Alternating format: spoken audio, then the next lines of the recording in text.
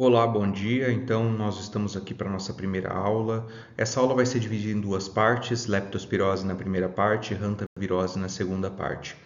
Bom, nós vamos começar falando de leptospirose. Então, a apresentação de um caso clínico. Nós temos então uma senhora de 60 anos, viúva, aposentada, residente de um município lá no litoral de Santa Catarina, que foi atendida no serviço de saúde no dia 24 de maio. Essa paciente, ela reclama de que ela começou subitamente com uma febre e uma dor de cabeça há uns 2 dias. Tinha muita mialgia, vômito e alguns hemoptoicos no dia anterior à consulta. Existe relato recente de que ela tem muita dengue no bairro dela e dos antecedentes médicos dessa paciente, ela é hipertensa, cardiopata, ela tem uma arritmia e uma ICC e ela usa irregularmente o captopril e a digoxina. No exame físico não apresentava nenhuma alteração. De antecedente epidemiológico, ela negava contato com água de alagamento ou esgoto, ela tinha o hábito de cuidar do quintal, né, que o terreno do vizinho apresentava um acúmulo de material de lixo, né, e apresentava roedor na área externa do domicílio. Então ela via muito rato nesse local e ela cuidava desse terreno. Negava viagem ou deslocamento nos últimos 30 dias.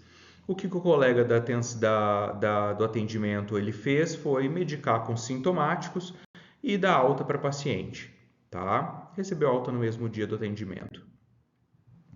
Então, de acordo com a sintomatologia da paciente, quais são as hipóteses diagnósticas prováveis? Então, como a gente tem uma síndrome febril aguda, a gente tem um quadro que pode lembrar dengue, né? O hemoptoico pode ser um sinal de dengue grave, né? Essa dengue hemorrágica a gente não fala mais. Então, a gente pode ser um sinal de dengue grave, ou seja, evoluindo para uma dengue, antiga dengue hemorrágica, né? Mas também a gente tem uma síndrome febril aguda, agora nesse momento de chuvas, né? Nesse momento de alagamentos, a gente também pode ter uma leptospirose, que é uma síndrome febril aguda. Outra coisa, a gente pode ter uma síndrome febril aguda compatível com gripe, com influenza, né? Já com muita tosse, fazendo hemoptoico por lesão mesmo das vias aéreas. Tá? Outra síndrome febril aguda numa senhora acima de 60 anos, a gente pode pensar numa pneumonia bacteriana. E, claro, a cefaleia e os vômitos, né, intensos juntamente com uma febre, pensar em meningite. Também a presença de vômitos lembra uma infecção de trato gastrointestinal e, é claro, esses sintomas inespecíficos e tudo mais pode lembrar uma febre maculosa, rickettsiose e até uma hantavirose, né?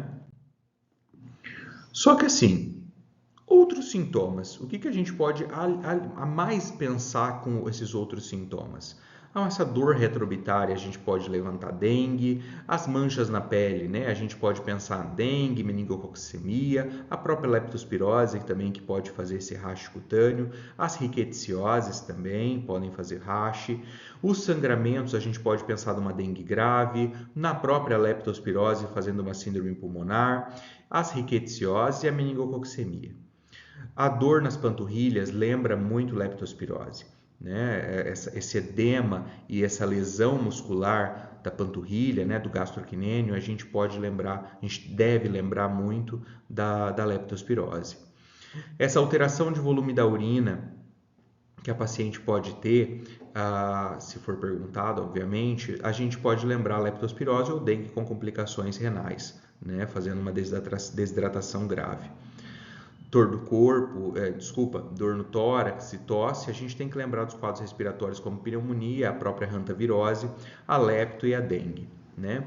Diarreia, a gente lembrar de trato gastrointestinal, né? Como por exemplo a febre tifoide, que é raríssima hoje em dia, mas pode acontecer.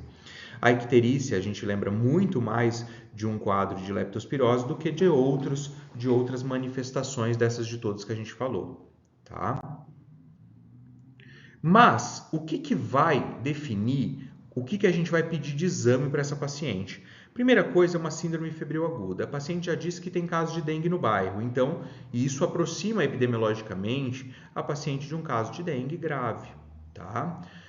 Só que ela teve contato nos últimos 30 dias com alagamento ou esgoto? Não, mas teve contato com lixos, né, que tem ali naquele quintal ratos. Então, ratos domésticos, tá? Ratos de cidade, tá bom? Então, isso a gente tem que pensar muito bem mais em leptospirose. Esses ratos de esgoto, né, esses ratos de cidades, esses ratos urbanos, a gente tem que lembrar de leptospirose. Esse esgoto a céu aberto, esses depósitos de lixos, pensar em leptospirose, tá? E esse contato com essa terra, né, esse quintal, essa terra úmida, né, que está cheia de lixo, leptospirose também, tá bom? Então, os vínculos epidemiológicos não falam a favor de nenhuma das outras doenças que foram pensadas antes, né? Vamos voltar ali. Não falam a favor de nenhuma outra doença pensada anteriormente. A gente tem que pensar na lepto, tá? Diante então do explanado, o que a gente fica com hipótese de diagnóstico seria a lepto e a dengue grave dessa paciente. O que a gente pode pedir para melhorar essa triagem, né? A paciente está ali nos seus primeiros dias de sintomas. A gente pedir um hemograma. Esse hemograma, se ele vier com uma leucopenia, a gente realmente vai pensar muito mais numa dengue do que numa lepto. Se vier com uma leucocitose ou um hemograma normal, a gente vai ter que associar isso à leptospirose, tá?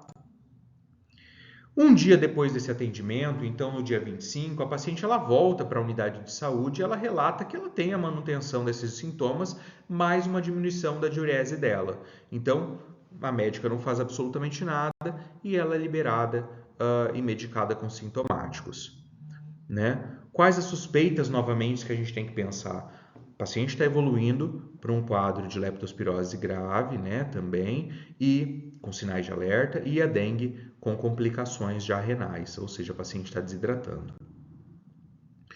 Depois de 3 dias do primeiro atendimento, então no dia 27, ela consultou ali no dia 24, a paciente ela retorna na unidade de saúde referindo então que ela teve uma piora do estado geral. Ela tem todas as queixas, se mantém e ela piora desse estado geral dela. Só que no exame físico ela tinha um exame a princípio sinais vitais normais, só que ela tinha crepitação em base bilateral. E isso a gente então começa a pedir alguns exames de sangue. Percebam que ela tem uma plaquetopenia importante, ela tem uma anemia associada e ela tem um leucócito, uma leucometria normal, tá? Ali, obviamente, normal no valor total, né? Porque ela tem um desvio de bastões e segmentados e isso fala a favor da leptospirose, tá? Ela tem um aumento de creatinina extremamente importante, então 8,5 de creatinina, né? Juntamente com uma uremia muito importante. Ela tem uma uma hiponatremia. Ela tem transaminases levemente tocadas, só que bilirrubinas extremamente altas. Então fiquem com isso, porque isso é um sinal da leptospirose. Lembrando então do agente patogênico, né, para a gente pensar nisso, existem leptospiras patogênicas e não patogênicas, né, sendo que a interrogans é a principal grupo de leptospiras que vão causar doença no ser humano. As outras, né, geralmente não causam nada. A cadeia de transmissão necessita de algumas coisas para poder, enfim, serem relacionados com leptospirose, né? A gente recebe muita investigação de casadinho, lepto e hanta, né? E vocês na aula de hantavirose vão ver que não tem nada a ver epidemiologicamente uma doença com a outra. Clinicamente podem ser parecidas, mas clinicamente até meningite é parecida, né? Mas só que a gente tem que ter esse vínculo epidemiológico muito mais associado a ambiente urbano de ambiente rural, tá? Então a gente tem que ter um hospedeiro, a gente tem que ter um animal que porta a leptospira. Então, por exemplo, o roedor urbano, o porco, o cavalo, a vaca, o cachorro. Então, quando a gente está falando de animais de corte e esse roedor urbano, a gente está falando em leptospirose. Quando a gente fala de roedor silvestre, a gente fala de hantavirose. Então, não é nem o mesmo bicho para pensar na mesma doença. E parece que os colegas médicos esquecem, né, da epidemiologia e esquecem também desse hospedeiro que carreia um vírus, que é a hantavirose, e outro que é uma bactéria, que é a leptospirose, tá? Para também, além do hospedeiro, a gente precisa ter uma cepa patogênica, a gente precisa ter uma cepa que vai contaminar o ser humano, como por exemplo a Leptospira interrogans, né? Fora isso, a gente precisa ter um ambiente que seja adequado para a leptospira. Por exemplo, um ambiente úmido e a água potável. Não adianta você falar que pegou leptospirose numa água, nadando na água do mar cheia de esgoto.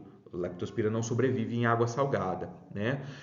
Solos que são solos secos, solos ácidos, também são solos que não sobrevivem à leptospira. Então, se o solo daquela região é um solo ácido, mesmo que tenha lixo e tudo mais, não vai ser um solo adequado para a leptospirose, né? Então, o paciente não vai pegar a leptospirose. Outra coisa também que a gente tem que lembrar é esse ambiente úmido. Então, assim, o rato fez xixi na tampinha da garrafa que eu bebi e botei a boca. Peguei leptospirose. Não, você não pegou leptospirose dessa maneira. Primeiro porque o ressecamento daquele local, né, não faz com que você pegue leptospirose. Infelizmente vai ter a urina do rato, mas não vai ter leptospira viável. E lembrando que esses animais portadores da leptospira podem ser qualquer um, então qualquer um no sentido de animais de corte é animais domésticos. Então a gente pode ter o que a gente chama de leptospirúria, né? Ou seja, todos esses animais eles excretam leptospira na urina. Por isso que a gente tem um solo contaminado, a gente tem um ambiente contaminado, né? A água contaminada, a água potável contaminada, a água doce, né? Pode, enfim, entrar dentro da pele do hospedeiro. A vaca, ela elimina a leptospira por 4 meses, então ela não é um carreador tão importante. O cachorro de 2 a 6 meses, o cavalo menos de 2 meses, e o porco e o rato em média 2 anos. Só que é o seguinte, os animais de corte, como a vaca, o porco, o cavalo e o animal doméstico, que é o cachorro, ficam doentes. E aí isso, obviamente, a gente tem sinais clínicos de leptospirose nesses animais, mostrando que, enfim, eles estão doentes. O rato não, o rato é assintomático. Então isso é por isso que ele é o principal carreador e o principal agente hospedeiro da leptospirose no sentido de importância epidemiológica, porque ele é assintomático, ele não morre, né, no meio da transmissibilidade. A transmissão precisa acontecer uma penetração em pele ferida ou macerada, né? Então, quando a gente está tomando banho ou a gente está, por exemplo, numa enchente, a pele fica macerada, né? A pele fica toda enrugada, a camada córnea sai com muita mais facilidade e isso predispõe, né? Quando a gente está numa enchente há muito tempo, a pele ficar lesionada e a gente fazer e haver uma contaminação pela leptospira. Ou a mucosa genital e ocular, né? Ou oral, se a gente beber a água daquela enchente, ou se a gente mergulhar, ou se a gente está com água de enchente até a cintura. E isso predispõe a leptospira também entrar por mucosas, tá? Aquilo que eu falei então de ressecamento, leptospira não sobrevive a ressecamento, então isso é muito importante lembrar. Então não vamos orientar o paciente de modo anedótico, falando de que ele pegou leptospirose tomando o xixi do rato ressecado numa latinha de refrigerante, tá? Lembrar de que então a leptospirose pode sobreviver na lama, na água doce e contatos com secreções, principalmente é isso, a gente vai estar falando de veterinários e de pessoas que lidam com vísceras, né, de animais contaminados, tá?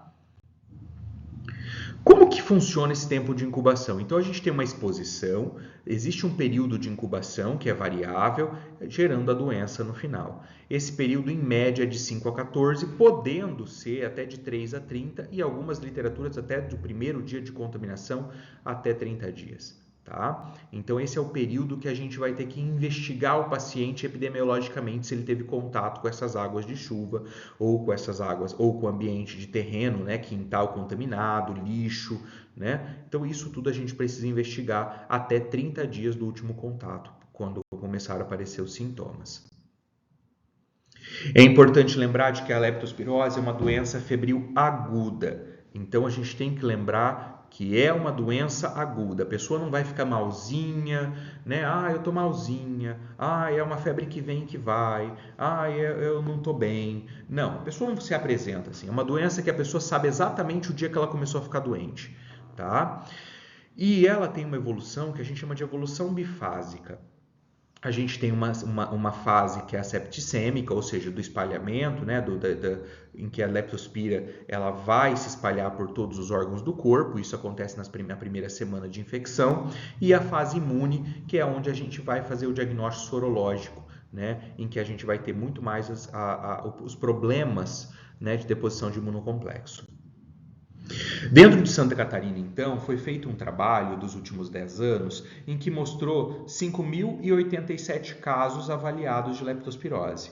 Então, nós tivemos tudo isso de casos de leptospirose. A queixa mais frequente em todos esses casos foi febre. 93% dos pacientes se apresentavam com febre e quase 90% com mialgia. Também cefaleia e prostração. Depois disso, foi dor na panturrilha. 61% reclamavam de dor na panturrilha. Tá? E é claro, icterícia e vômito foram depois os outros sinais mais frequentes. Então, nem sempre o paciente evolui por uma febre ictérica hemorrágica, tá? Leptospirose às vezes tem casos oligossintomáticos e sintomáticos leves, tá? Então, o que a gente tem que lembrar? A gente tem uma fase septicêmica, em que vai haver esse espalhamento dessa leptospira pelo corpo do paciente, e ele vai ser responsável principalmente por uma fase febril, calafrio, prostração, mialgia, febre. A gente vai ter uma conjuntivite, né, associada, a gente pode ter tosse seca, náusea, vômitos e diarreia. A partir do momento, então, que termina essa primeira semana, é o momento que eu vou me preocupar. Por quê? Eu vou evoluir para uma fase que pode ser uma fase grave, às vezes, ou uma fase pulmonar. Eu posso também evoluir para uma fase anictérica.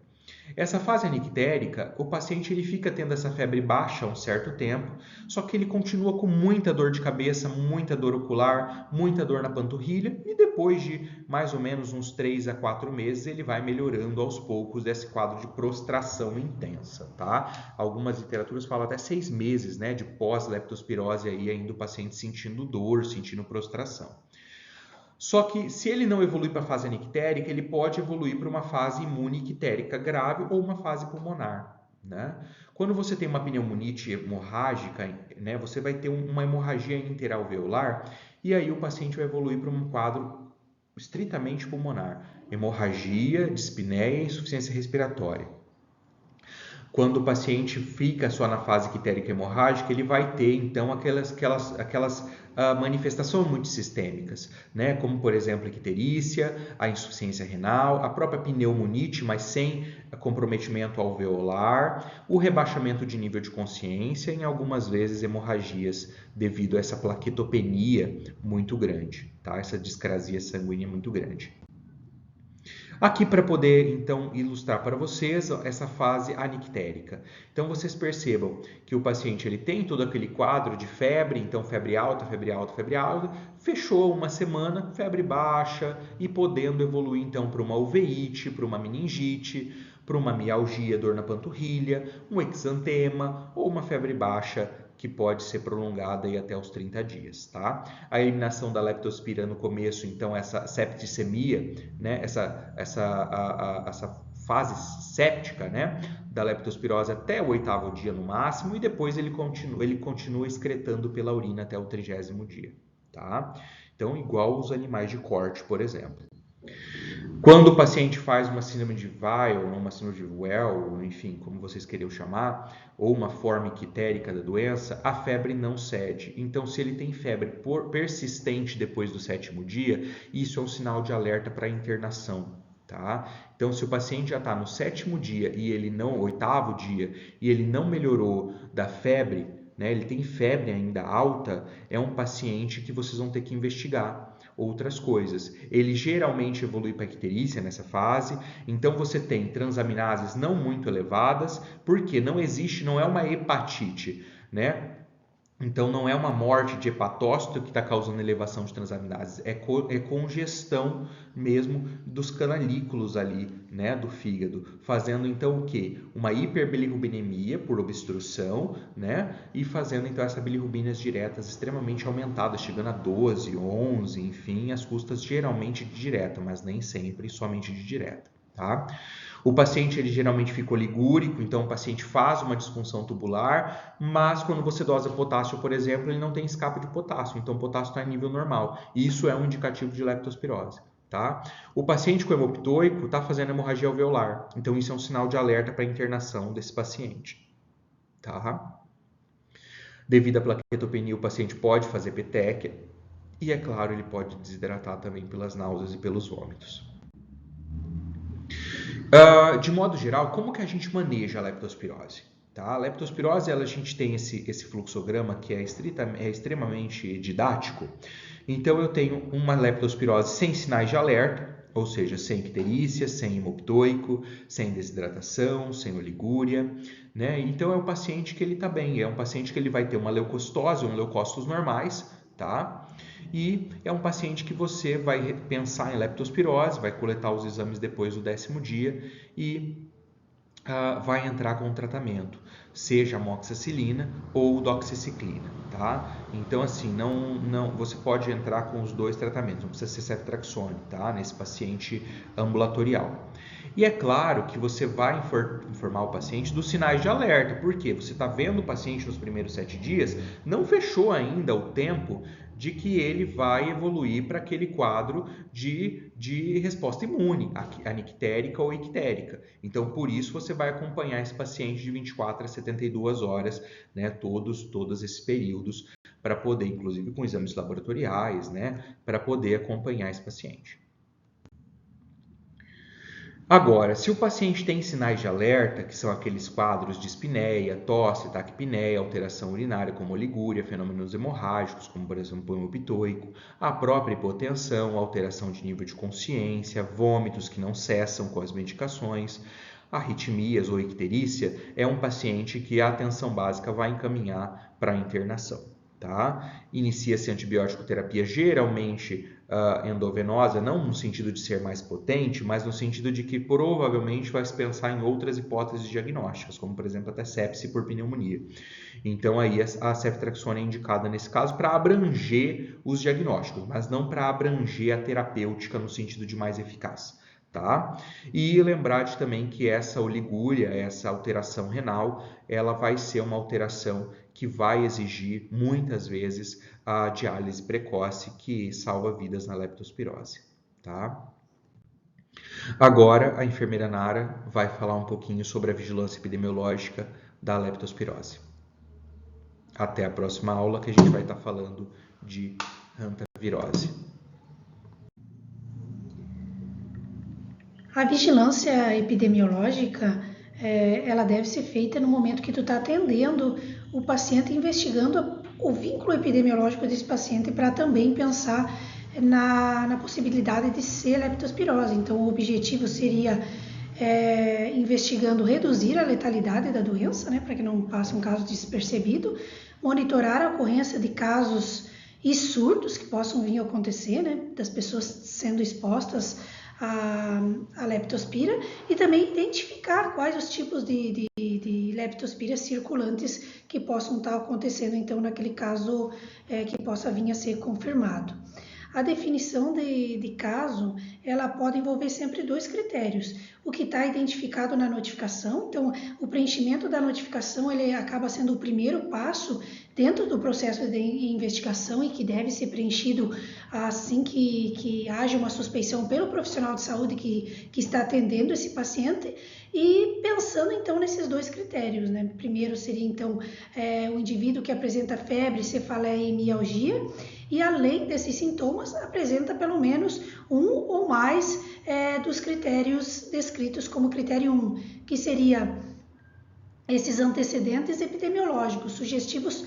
Tu vai tentar investigar nos últimos 30 dias anteriores ao início dos sintomas, se ele teve, por exemplo, exposição a enchentes, alagamentos, lama, exposição a fossa, limpeza de fossa, esgoto, lixo, entulho, né? Às vezes vai limpar um terreno baldio, tirar um lixo que possa ter vestígios de rato.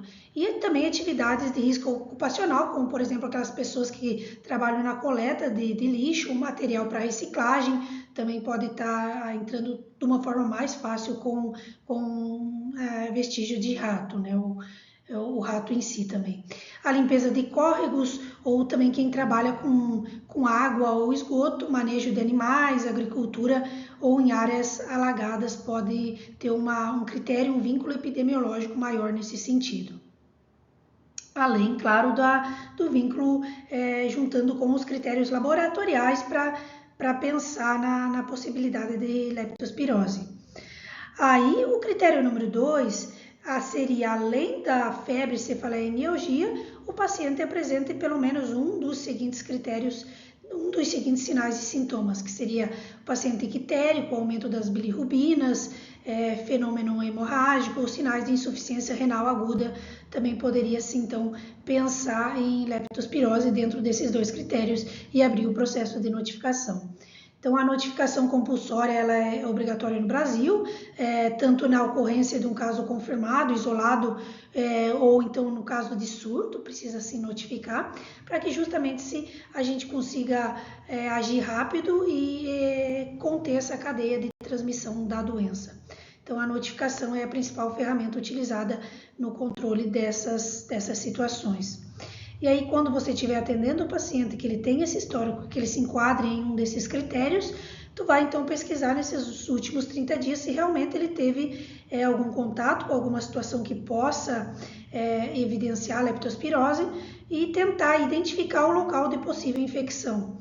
E aí tu vai fazer aquelas perguntas básicas, então, se o paciente ele teve contato com água, de lama, alimentos, de possível contaminação por urina de rato, roedores, contato direto, né, qual o lugar de trabalho dele, se no lugar de trabalho há presença de vestígio de rato, ou então domiciliar, se ele teve alguma probabilidade de estar exposto